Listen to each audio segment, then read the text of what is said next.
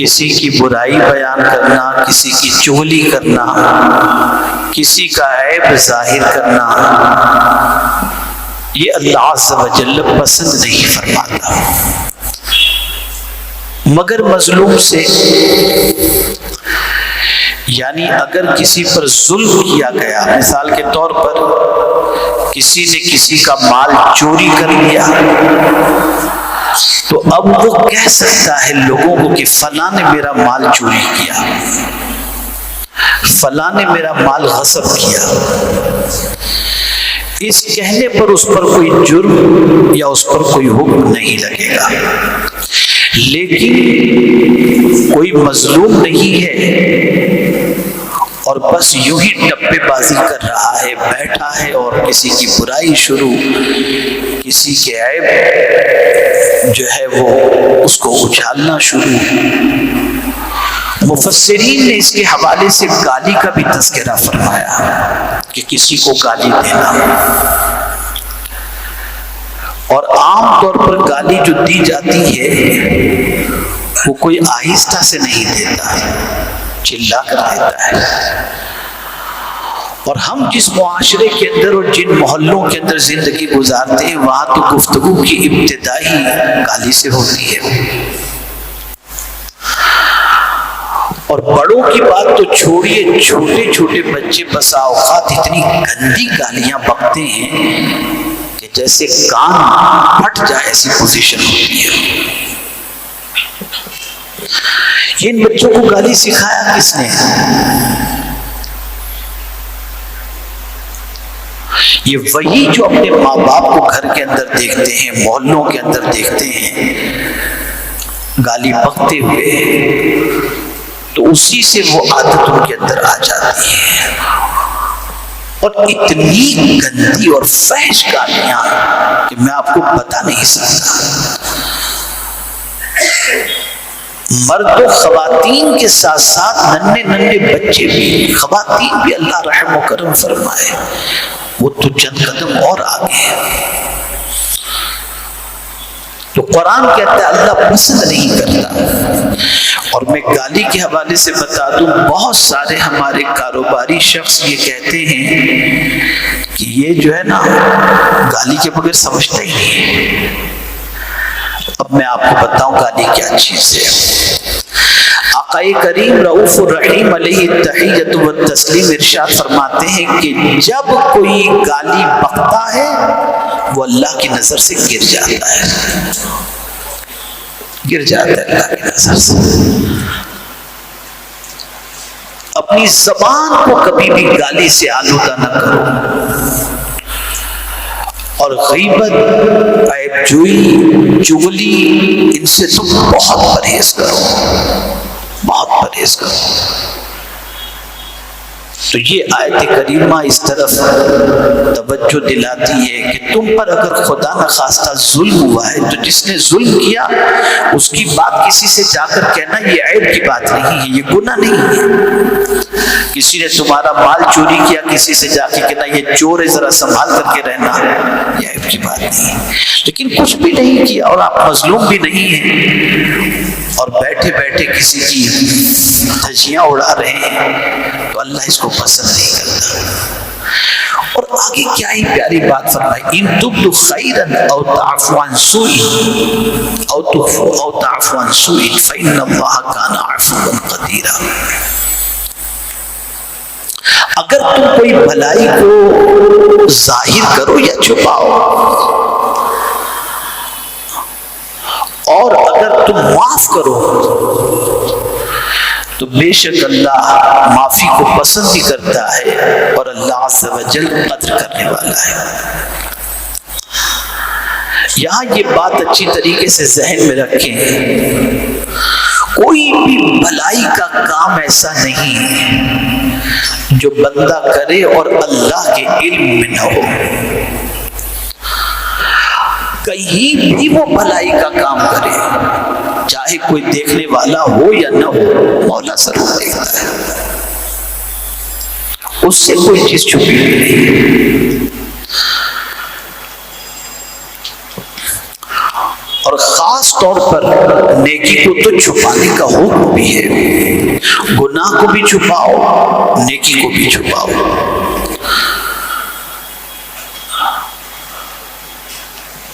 لیکن اللہ عز و جل سے کوئی چیز چھپی ہوئی نہیں، خیر کوئی بھی ہے اس کے بارے میں قرآن نے کئی مقامات پر فرمایا، یوم تجد کل نفس ما عملت من خیر محضرا،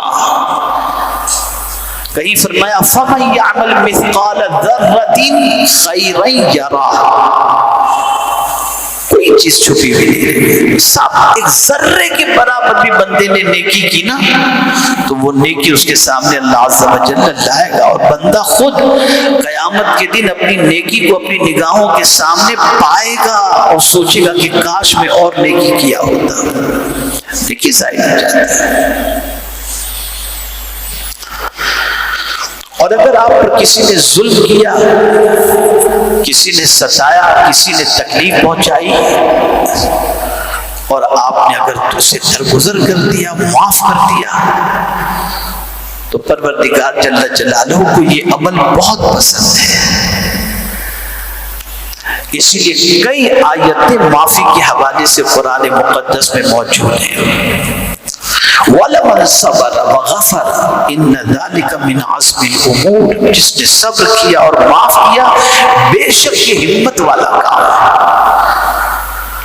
معاف کرنے والے کو معاف کیا جاتا ہے، جو بندوں کو معاف کرے خدا اسے معاف کر دیتا ہے، خدا اسے معاف کر دیتا ہے۔ خود رسول رحمت صلی اللہ علیہ وسلم کی حیات طیبہ کا مطالعہ کریں، غزوہ احد کے موقع پر صحابہ کی اجتہادی غلطی کی بنیاد پر 70 صحابہ شہید ہوئے، جس میں سید الشہداء سیدنا امیر حمزہ رضی اللہ تعالی عنہ بھی شہید ہوئے، جو سرکار صلی اللہ علیہ وسلم کے چہیتے چچا تھے۔ لیکن قربان جائیے میرے رب کی عظمت پر کہ جن صحابہ سے اجتہادی غلطی ہوئی تھی ان کے سلسلے میں قرآن نے کہا فاعف عنہم، میرے محبوب ان کو معاف کر دو، ان کو معاف کر دو۔ بلکہ اور آگے آپ دیکھیں صرف معافی ہی کا حکم نہیں دیا، واستغفر لہم، ان کے لیے مغفرت کی دعا بھی کرو، اور یہیں پر اکتفا نہیں، اور آگے فرمایا وَشَاوِرْهُمْ فِي الْأَمْرِ، اور ان سے مشورہ بھی کرو۔ اب یہاں بہت اہم نکتہ میں آپ کے سامنے عرض کر رہا ہوں، زندگی پر یاد رکھیے گا۔ رسول رحمت صلی اللہ علیہ وسلم کو معاف کرنے کا بھی حکم، مغفرت کی دعا کرنے کا بھی حکم، اور پھر ان سے مشورہ کرنے کا بھی حکم، کن سے؟ صحابہ کرام علیہم الرضوان سے۔ لیکن مشورے کے بعد جب کوئی ڈیسیشن لے لیا جاتا ہے تو مشورہ دینے والوں پر بھروسہ نہیں، بھروسہ کس پر کرنا چاہیے؟ فَإِذَا عَزَمْتَ فَتَوَكَّلْ عَلَى اللَّهِ، جب تم کسی کام کا ارادہ کر لو تو اللہ پر بھروسہ کرو۔ تو یہ مزاج ہمیں دیا جا رہا ہے کہ اے اللہ کے بندو، تم اسباب پر بھروسہ کرنے کی بجائے مسبب الاسباب پر بھروسہ کرو، اور جو اللہ پر بھروسہ کر لے اللہ اسے مایوس نہیں کرتا، اللہ عز و جل اس پر کرم کی نظر فرماتا ہے اور اس کے بھروسے کی لاج رکھ لیتا ہے۔ تو دو باتیں سمجھ میں آئیں، پہلی چیز، تین باتیں۔ ایک تو یہ ہے کہ بری چیز، بری بات کا اعلان نہیں کرنا چاہیے سوائے مظلوم کے، اور دوسری چیز یہ ہے کہ بھلائی کوئی بھی آپ کرو، کہیں بھی کرو، چھپ کر کرو یا دکھا کے کرو، اللہ عز و جل ان بھلائیوں کو جانتا ہے اور معافی کو اللہ پسند فرماتا ہے۔ تو اللہ، ایک حدیث مجھے یاد آ رہی ہے، آقا کریم صلی اللہ علیہ وسلم فرماتے صدقہ دینے سے مال کم نہیں ہوتا اور معاف کرنے سے عزت کم نہیں ہوتی، معاف کرنے سے عزت کم نہیں ہوتی۔ کبھی انسان سوچتا ہے میں اور اس کو معاف کروں یہ مجھے بزدل سمجھے گا، نہیں، جو حضور نے فرما دیا وہ سچ ہے، وہ سچ ہے بالکل۔ بھئی آپ دیکھیے نا، میں ایک چھوٹی سی مثال آپ کے سامنے پیش کروں۔ کسی سیٹ کی اگر آپ عدولی کریں تو منہ دکھانے کے لیے، اس کو یاد کرنے کے لیے آپ ڈریں گے، لیکن صبح سے لے کر رات تک رب کی نافرمانی کرتے ہیں اور مصیبت آتی تو یا اللہ تو کرم فرما۔ ارے پوری زندگی اس کی نافرمانی کر کے پھر بھی تو اسی سے مانگ رہا ہے، تو جواب ملے گا اس سے زیادہ معاف کرنے والا ہے کون؟ ہے کون؟ بلکہ خود رب نے فرمایا اپنے محبوب صلی اللہ علیہ وسلم سے، نبئ عبادی انی انا الغفور الرحیم، میرے بندوں کو خوشخبری سنا دو کہ میں بہت معاف کرنے والا مہربان ہوں۔ تو معاف کرنا اللہ کی سنت بھی ہے اور معاف کرنا رسول رحمت صلی اللہ علیہ وسلم کی بھی سنت مبارکہ ہے۔ اب دو آیتیں آپ کے سامنے عرض کر کے میں اپنی گفتگو کو ختم کروں۔ دوستی کس سے کی جائے اور کس سے نہ کی جائے، ایک بڑا لمبا ٹاپک ہے یہ۔ آج تراویح کے اندر آیت آئی، یا ایھا الذین آمنوا لا تتخذوا اليہود والنصارى اولیاء، اے ایمان والو یہودی اور نصرانی کو دوست نہ بناؤ۔ وَمَن يَتَوَلَّهُم مِّنكُمْ فَإِنَّهُ مِنْهُمْ، جو ان کو دوست بنائے گا وہ انہی کے ساتھ ان کا حشر ہوگا، انہی کے ساتھ۔ اب دوستی کی چار قسمیں ہیں، موالات، مواسات، مدارات اور معاملات۔ کس قسم کا دوست نہ بنایا جائے؟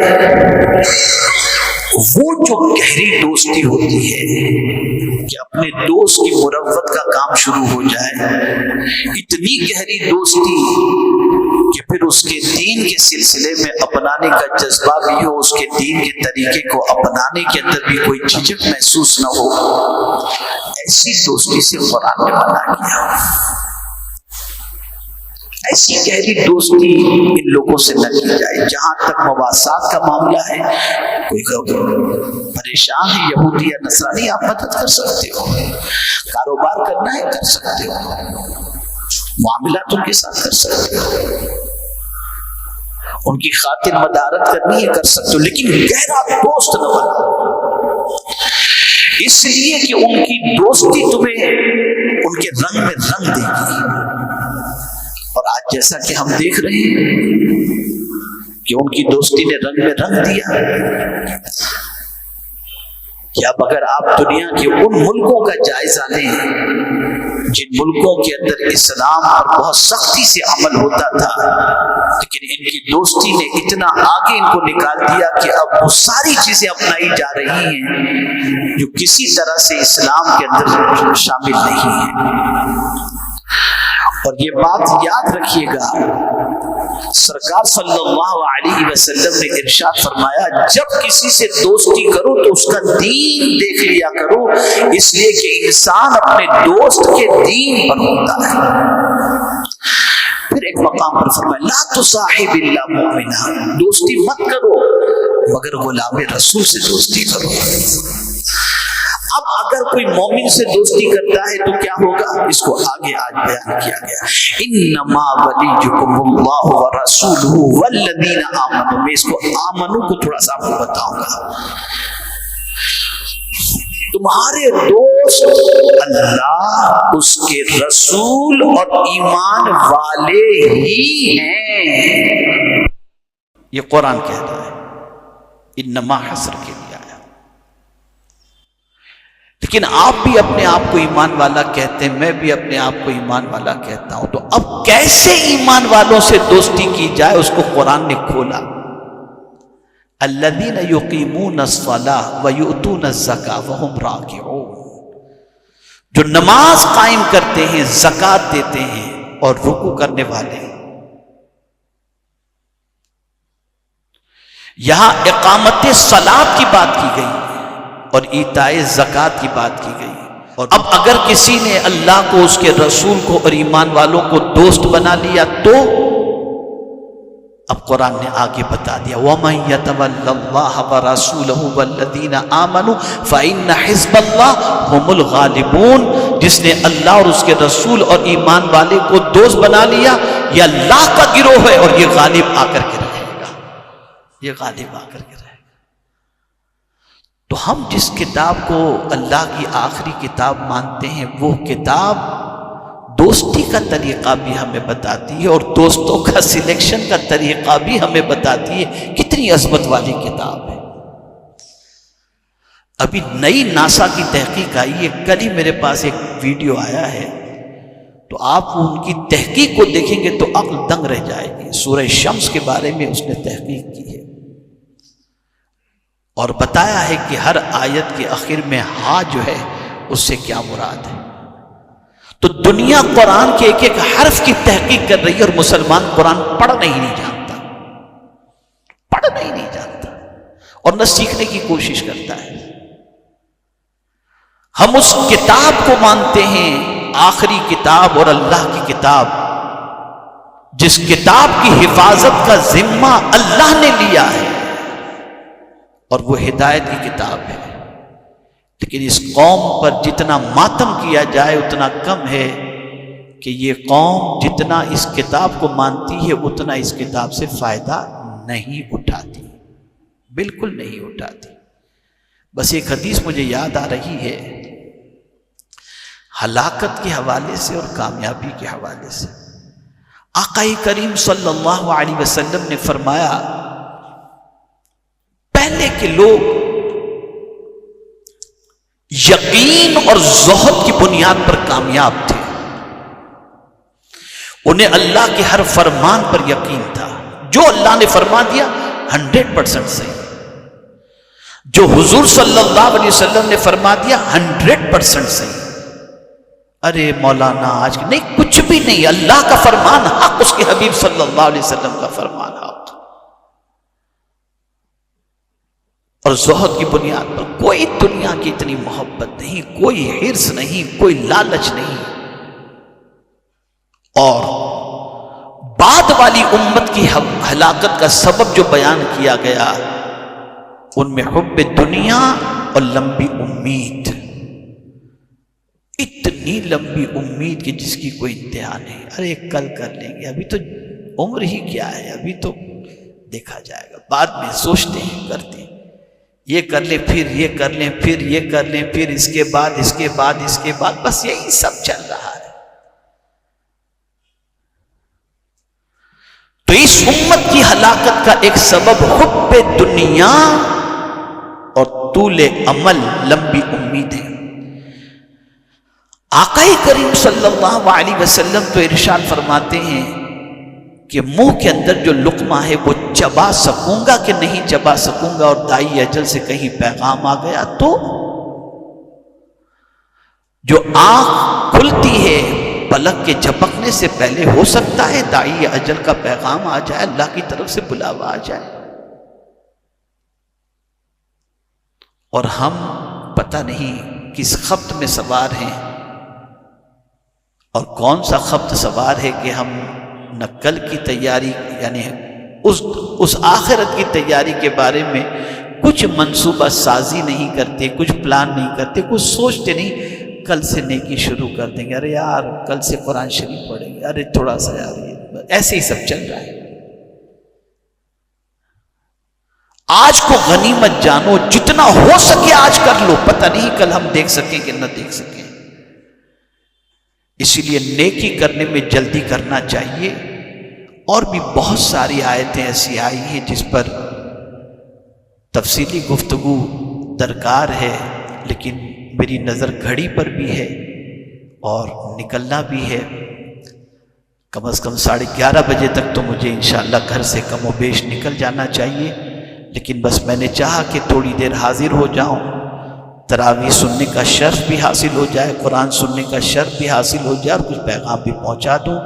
بس ان چیزوں کو خیال میں رکھیں اور جو کچھ قرآن کا ڈائریکشن ہے اس کو فالو کریں. اللہ رب العزت جل جلالہ ہم سب پر کرم کی نظر فرمائے۔